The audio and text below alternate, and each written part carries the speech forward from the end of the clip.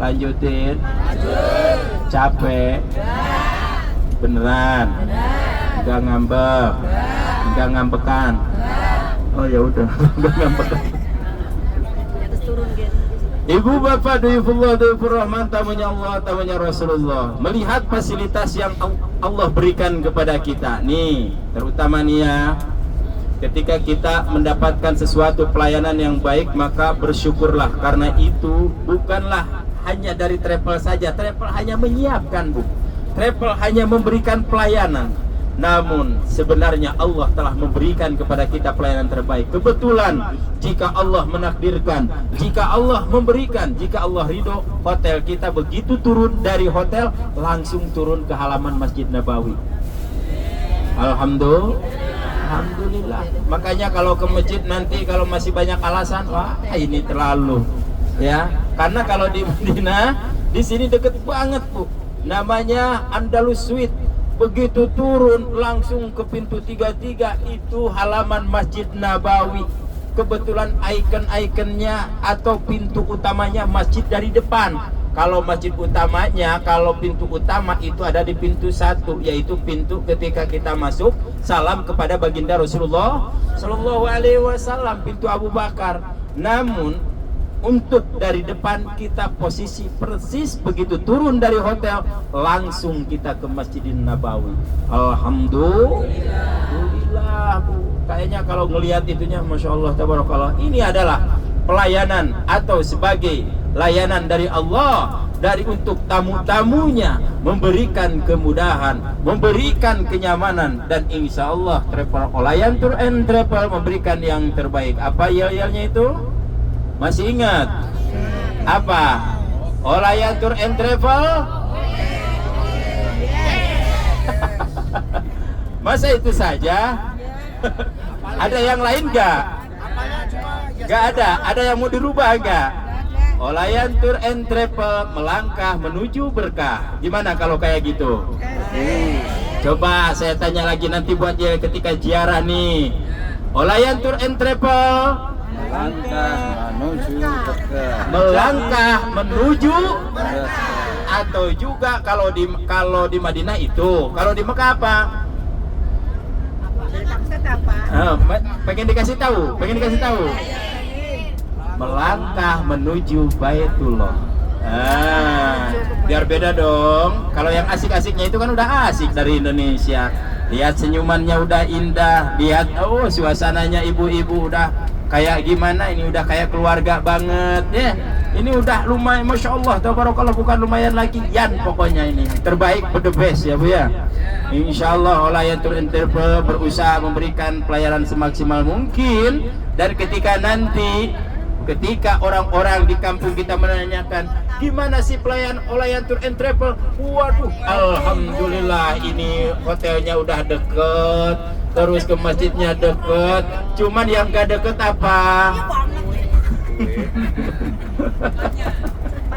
Ini yang di depan ngucomel terus, ini yang di depan apa? Ngedumel nih. Seneng nih, senang apa seneng nih? Kalau ngedumel nih. Tuh lihat nih, kebun batu tuh di kiri kanan Pak. Mana ada kalau kita lihat Pak, beras atau padi Pak, betul. Tapi tadi makanan Bapak sudah pakai sambal dan timun. Sudah pakai apa lagi? Ayam. Ini ada ayam nggak di sini? Belum ada.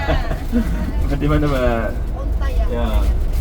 Tapi alhamdulillah, bi alfi alhamdulillah kita melihat kenikmatan yang hakiki, kenikmatan yang luar biasa, sehingga Allah memberikan pelayanan kepada kita dan menyuguhi kita dengan suguhan-suguhan yang istimewa. Alhamdulillah ya Bu ya. Sambil dilihat, Ibu pernah lihat lewat itu apa, kebun-kebun batu kayak gini Bu? Belum, baru sekarang ya. Tapi kalau yang udah ajian mungkin udah, yang udah umroh 2 kalinya udah. Tapi yang pertama mana ada di Pekalongan kebun batu ya Bu ya. Bayangannya ini kalau pembisnis bapak-bapak, di sini kalau jualan batu kerikil kayaknya laku banget ya Pak ya. Ada yang pikiran kayak gitu, ada? Ada. Nah ini nih yang di depan ngomong nih Pak Haji nih. Kayaknya kalau jualan batu di sini kayaknya nggak bakalan repot ya Pak ya. Tapi inilah yang kita harus tadaburi, yang harus kita ingati, yang harus kita pikirkan. Bagaimana, ada gak orang yang mengumpulkan batu-batu seperti ini? Seakan-akan kayak dikumpulkan oleh manusia, padahal ini adalah ciptaan Allah semesta untuk memperlihatkan, yaitu kalimat Rabbana ma khalaqta hadza batila. Ini Pak, yang diciptakan oleh Allah Subhanahu wa taala. Jika kemarin di Pekalongan hanya lihat sawah, pohon, kebun, namun di sini lihat Pak, kebun batu semuanya. Kebun-kebunan yang memang tidak ada pepohonan terkecuali kebun kurma itu juga di depan. Tapi kita sudah menikmati pelayanan dari Allah yang luar biasa sehingga tidak terpikirkan oleh akal kita, namun Allah menyiapkan segalanya. Subhanallah. Ibu bapak dan Rahman, tamunya Allah, tamunya Rasulullah, itu hanya penambah perjalanan kita. Untuk selanjutnya kita juga masih tetap beristirahat sambil melihat di kiri dan kanan, untuk senantiasa bertadabur alam mumpung masih ada di sini, karena di Pekalongan nggak ada gunung-gunungan ya. Nanti kalau sudah dekat kita ke Tanah Haram atau masuk Tanah Haram, kita berdoa lagi, kita bahas lagi. Oke? Kita mau istirahat? Tuh kan tadi katanya nggak capek ngantuk. Pas ditanya mau istirahat, oke. Berarti kita masih dalam keadaan capek. Jangan itu, karena manusiawi kita. Beda dengan Nabi kekuatannya Pak ya. Inilah perjalanan kita juga layaknya seperti perjalanan baginda Rasulullah Shallallahu Alaihi Wasallam. Kenapa? Tadi sudah dibahas yang pertama oleh Pak Kiai, seperti kita menghadap Rob kita, diantar, ditinggalkan, ditangisi, lalu ditunggu lagi kedatangannya. Kalau perjalanan hijrah baginda Rasul ada 3 isi dalam hal ini. Yang pertama, halo, mau dikasih tahu sekarang apa nanti aja? Sekarang, yakin? Yang pertama kita memiliki yaitu pengorbanan. Apa Bu? Nah, kalau tadi disebutkan kita sudah dianterin, ditinggalin, terus ditangisin. Sama dengan perjalanan baginda Rasul ketika dari Mekah, meninggalkan keluarganya, meninggalkan sahabatnya, meninggalkan hartanya. Tidak ada yang dipikirkan melainkan tujuannya adalah karena Allah. Sama Bapak juga meninggalkan anak, meninggalkan pekerjaan, meninggalkan keluarga. Dalam hati pan tadi masih belum sampai juga, ini gimana internet saya belum nyambung. Karena apa? Masih kepikiran ke anak kita, betul, ke keluarga kita. Ya, karena ya Allah ya Rabbana ya Karim, bagaimana dengan baginda Rasul meninggalkan kekayaan di kota Mekah, di tempat kelahirannya, tidak kembali lagi selama 6 tahun. Bayangannya kayak gimana Bu? Sedangkan baginda Rasul diangkat menjadi Nabi dan Rasul itu di kota mana? Di kota Mekah.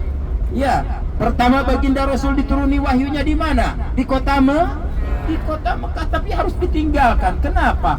Untuk merubah keadaan, untuk menjadikan pelajaran bahwa seperti hijrah ini layaknya seperti bapak-bapak juga Pak. Yang pertama tadi apa? Mengorbankan segalanya. Bahkan bapak membayar pesawatnya, membayar mobilnya, membayar makanannya, ditukar kebaikan dari Allah, yaitu untuk mengharapkan ridho Allah. Sama Pak, sama dengan perjuangannya baginda Rasulullah SAW, namun dengan cara yang berbeda. Kalau baginda Rasul dulu jalan dari kota Mekah menaiki unta, kalau ibu dari Jeddah menaiki kuda besi. Ya.